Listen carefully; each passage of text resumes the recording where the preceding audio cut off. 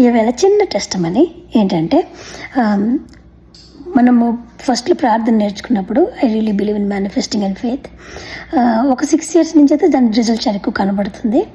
మాకు మొదట్లో నేర్పించింది ఏంటంటే, first prize God, confessing since, తర్వాత నీకు ఏం కావాలో అడగాలి అన్నారు.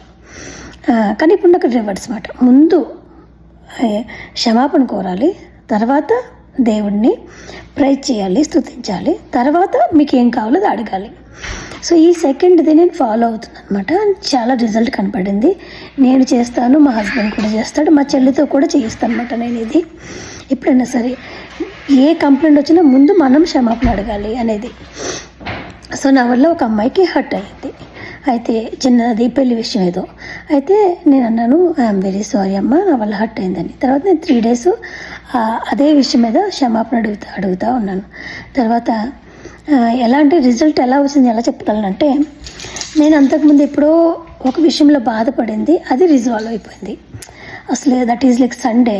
నేను ఎంత అంటే వర్షిప్లో అయితే ఎంత లీనమైపోయినా నేను ఆ రోజు.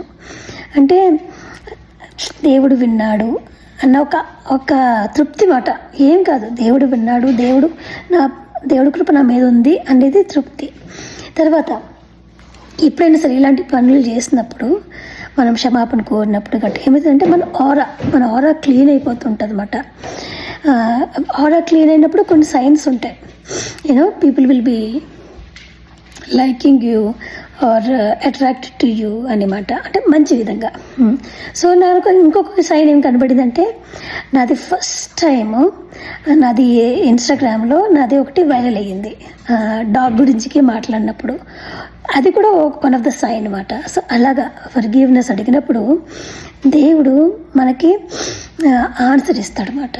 సో అవతల వాళ్ళు మనం క్షమించకపోయినా కూడా దేవుడు మనల్ని క్షమిస్తే చాలు. సో అలాగా మనము ఇది ప్రాక్టీస్ చేయాలి. సో ఇది నాకు ఈ 2 సైన్లు కనబడ్డాయి. నాకు చాలా హ్యాపీ అనిపించింది. నేను మా చెల్లికి చెప్పాను, మా హస్బెండ్ చెప్పాను, మా పిల్లలు కూడా చెప్పాను అనమాట.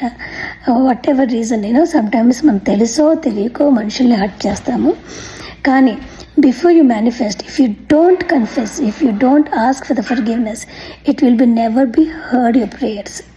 And that is again proved. I'm so blessed for the God's hand in my life.